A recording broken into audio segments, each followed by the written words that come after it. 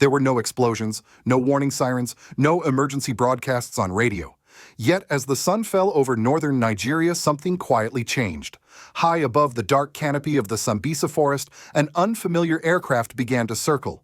Again and again, slow, methodical, silent. To the people living below, there was nothing to see, only a growing feeling that their skies were no longer their own. This was not a training exercise. This was not routine patrol. Just days earlier, U.S. forces had launched airstrikes against ISIS-linked militants in Sokoto State. Now, American intelligence and surveillance missions were back in the air, monitoring one of Africa's most notorious conflict zones. According to flight tracking data, the aircraft operating out of Ghana was no ordinary plane, but a modified Gulfstream V designed for intelligence gathering and target identification. From Washington's perspective, this was about security, about preventing the next attack, about stopping terror before it spreads. But on the ground in Nigeria, the picture feels far more complicated. When Donald Trump described the recent strikes as perfect and framed them as protection for innocent Christians, many nodded in agreement. After all, thousands of civilians, Christians, and Muslims alike have been slaughtered in the Northeast. The pain is real, the bloodshed undeniable. Yet others asked a quieter, more uncomfortable question. If American missiles can strike deep inside Nigeria, if U.S. surveillance planes can patrol Nigerian skies, what does that say about Nigeria's own sovereignty? Is this the return of stability or the beginning of something far more dangerous? History has taught us that foreign military interventions rarely end cleanly. What begins as precision targeting can quickly become a magnet, drawing more fighters, more violence, and more chaos into an already fragile region.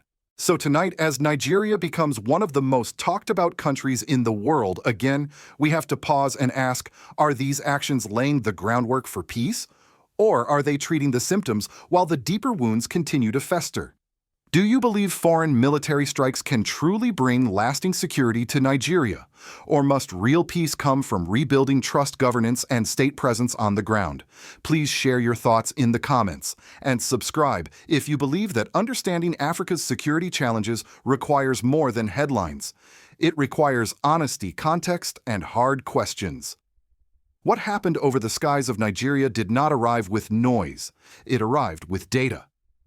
On Saturday, flight tracking records quietly confirmed what many security analysts had suspected: the United States had resumed intelligence and surveillance operations over Nigeria's northeast. The aircraft did not wander randomly. It followed deliberate looping patterns above the Sambisa Forest, a territory whose name alone still carries fear for millions of Nigerians. Sambisa is not just a forest. For more than a decade, it has symbolized the collapse of state presence, the endurance of insurgent networks, and the long grinding war against Boko Haram and its splinter groups. Any aircraft circling that airspace is not sightseeing. It is searching. The plane, identified by tracking data, was a modified Gulfstream V, a platform widely known for intelligence, surveillance, and reconnaissance missions. These aircraft are designed to listen more than they look, to map movements, intercept communications, and identify targets with precision that ground patrols often cannot achieve. What made this development particularly striking was where the mission originated. Records showed the aircraft operating out of Ghana, long considered a regional logistics hub for U.S. operations in West Africa. This detail matters. It confirms that the surveillance over Nigeria is not improvised or reactive. It is part of a pre-positioned regional security architecture.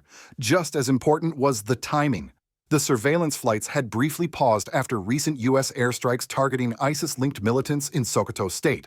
That pause is telling. In military terms, it suggests a transition from kinetic action back to intelligence collection. In simpler language, strike, then watch closely what moves next. Security experts describe this phase as hostile surveillance. It is the step that comes before further action. The goal is not only to locate fighters, but to assess their strength, identify supply routes, map leadership structures, and determine whether they retain the capability to regroup. It is how militaries decide whether a strike was decisive or merely disruptive. From Washington's perspective, the logic is straightforward. The Islamic State West Africa province remains active across northeastern Nigeria and the Lake Chad region. Surveillance allows the United States to monitor threats without deploying troops on the ground. It is efficient, remote, and politically safer at home. But on Nigerian soil, the implications feel far heavier. These flights resumed amid heightened security cooperation between Washington and Abuja, signaling a deepening partnership. Yet, cooperation of this scale also exposes an uncomfortable reality. Nigeria's own security forces, its Army, Navy, and Air Force have struggled to maintain lasting control over reclaimed territories. Gains are often followed by withdrawals. Areas are cleared, then abandoned. Insurgents return. This pattern is precisely what foreign surveillance seeks to prevent. But it also raises a question Nigerians have asked for years.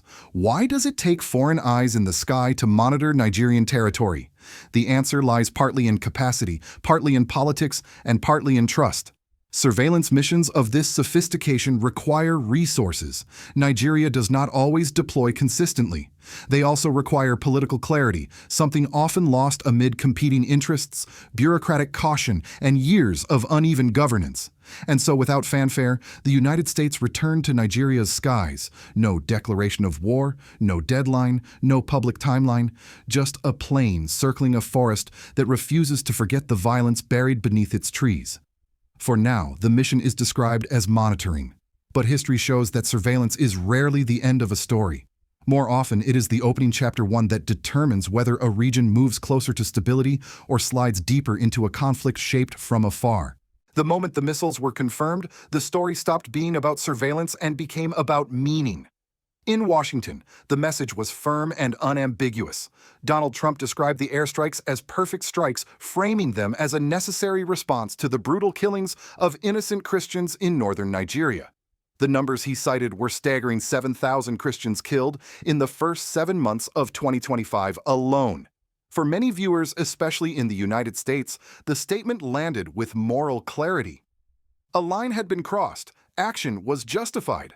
But on the ground in Nigeria, the reaction was far more complicated. Security consultant Dixon Osagie explained the strikes through a purely military lens. In his assessment, what followed the missile launches was not escalation, it was procedure. Hostile surveillance, he argued, is a standard pre-attack and post-attack phase. First, you identify the enemy, then you assess their capacity. Then, if necessary, you strike again decisively. From this perspective, the renewed flights over Sambisa were not a warning. They were confirmation that the operation was not yet complete. Osagie went further, defending the weapon itself. The Tomahawk missile, he insisted, is not a blunt instrument. It is precision-engineered, capable of traveling over 1,600 kilometers and striking designated targets with accuracy. Reports of missile fragments near civilian villages in Sokoto, he argued, did not indicate failure, only debris from a weapon that had already delivered its payload. In his view, the targets were hit. The message was delivered. The enemy was weakened. Yet that technical certainty did little to calm public anxiety. Across Nigerian media and social platforms, a different question took hold. What happens when precision weapons land near civilians? Even if the strike hits its intended target, the psychological impact ripples outward. Villages hear the explosions. Families see the fragments. Fear spreads faster than facts. This is where the narrative reached its emotional peak. Trump's framing, protecting Christians, resonated deeply with many who have watched churches burn and communities emptied. But it also risked oversimplifying a conflict that has claimed Muslim lives in equal measure. Osagie himself acknowledged this tension.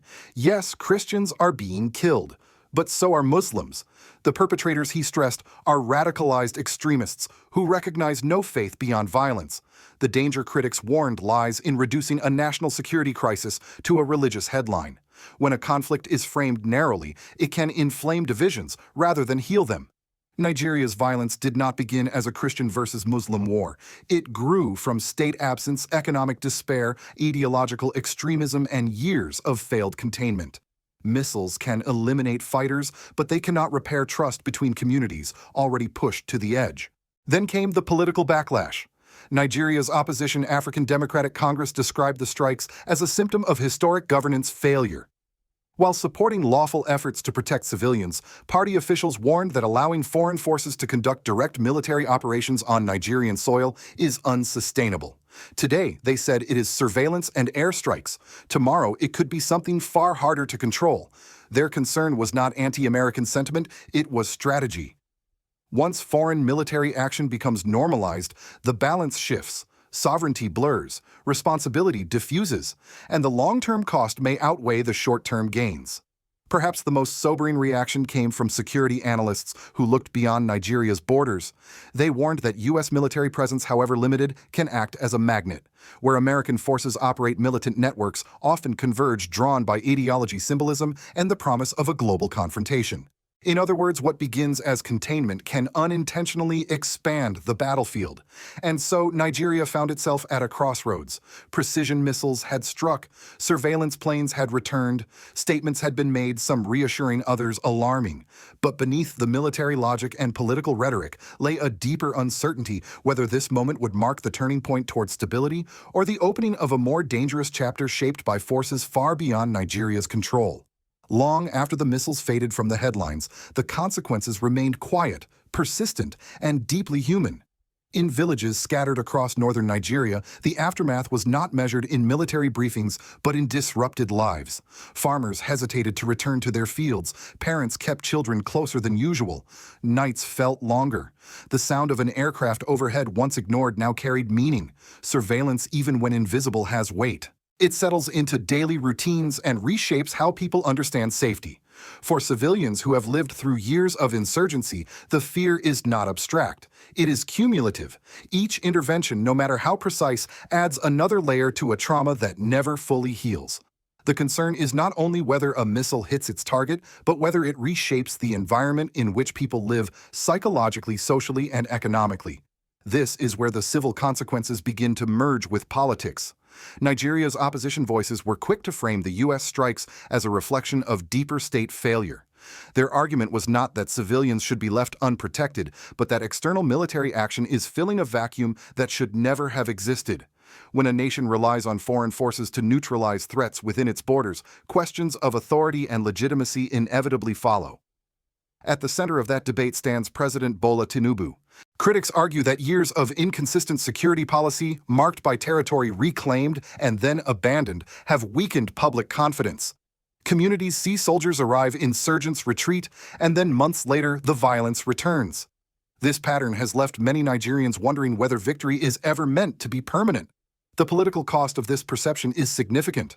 Once citizens begin to believe that their government cannot protect them without external help, trust erodes. And when trust erodes, governance becomes reactive rather than strategic. Decisions are made to manage crises, not to prevent them. Foreign intervention, even when welcomed in moments of desperation, can accelerate this cycle rather than break it. There is also a broader regional concern.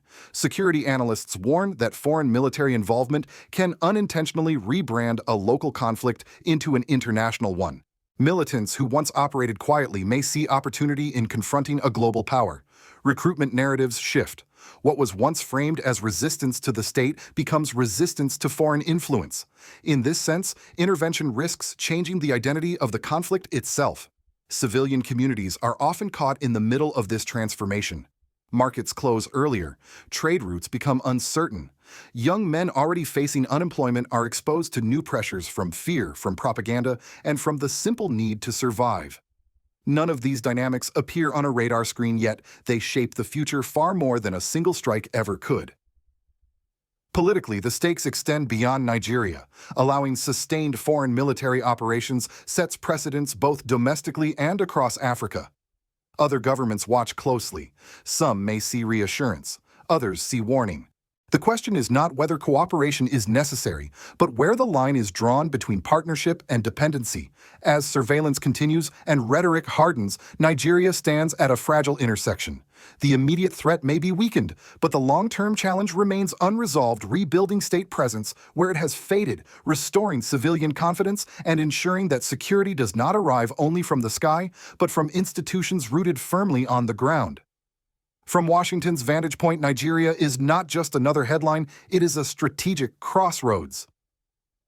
To U.S. policymakers, the renewed surveillance flights and recent strikes fit into a broader security doctrine shaped by hard lessons from the past 2 decades. Large troop deployments are politically unpopular. Long wars drain public patience.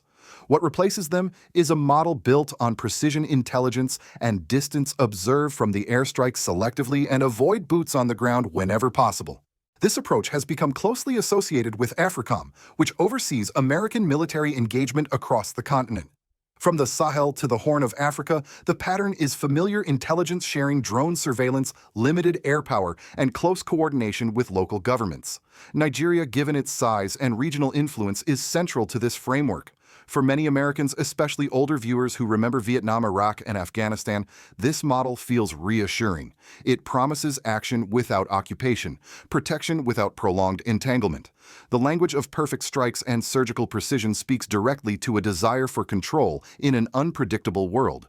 But outside the United States, the interpretation is more cautious. Across Africa, reactions are mixed. Some governments quietly welcome American involvement, viewing it as a necessary counterweight to expanding extremist networks. Others see warning signs. Surveillance flights over sovereign territory, even with consent, revive memories of Cold War-era interventions, moments when foreign powers shaped African security agendas with little regard for long-term stability. European observers add another layer of concern. Instability in Nigeria does not remain contained. It affects migration flows, energy markets, and regional trade.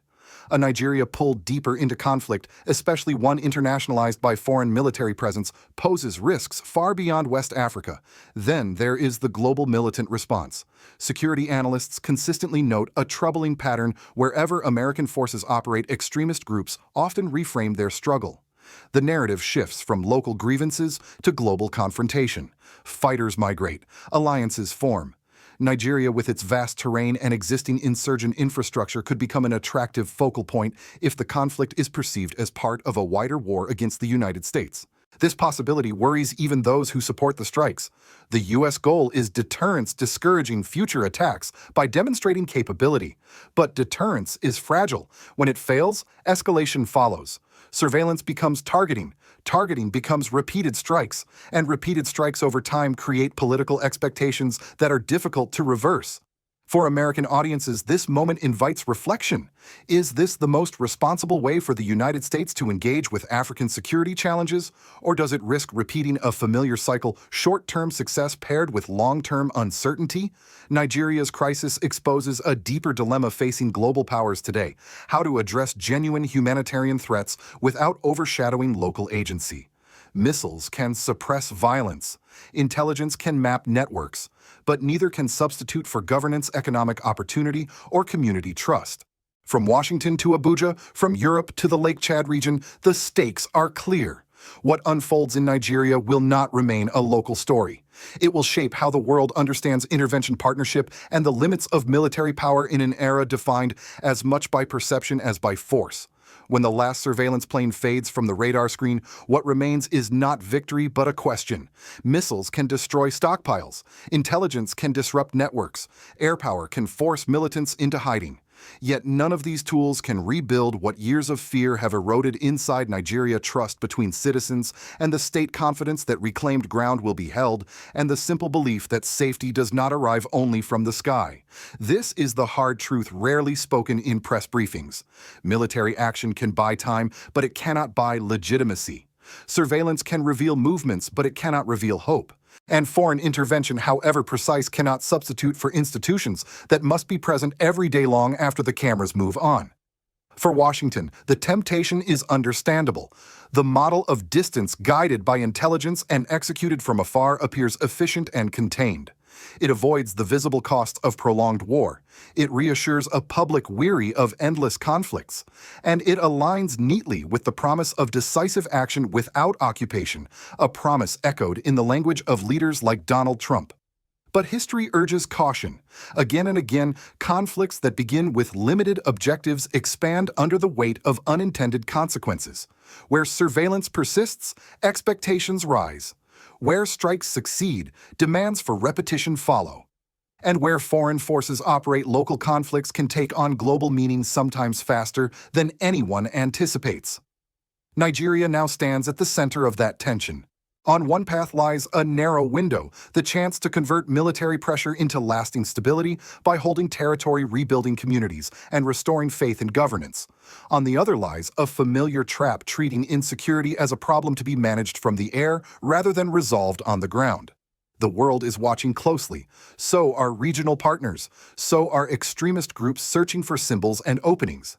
Even institutions like AFRICOM, tasked with balancing cooperation and restraint, understand that the line between partnership and dependency is thin and, once crossed, difficult to redraw. For viewers in the United States, especially those who have lived through decades of global conflict, this moment should feel uncomfortably familiar. It raises the same enduring questions. How much force is enough? How much is too much?